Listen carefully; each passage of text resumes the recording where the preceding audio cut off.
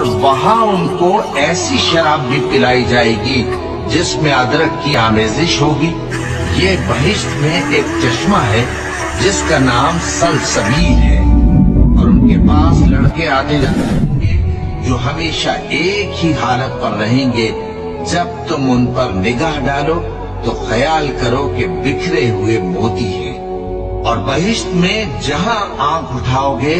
کثرت سے نعمت اور عظیم الشان سلطنت دیکھو گے۔ ان کے جسموں پر دیبا اور اطلس کے سبز کپڑے ہوں گے، اور انہیں چاندی کے کنگن پہنائے جائیں گے، اور ان کا پروردگار ان کو نہایت پاکیزہ مشروب پلائے گا، فرمائے گا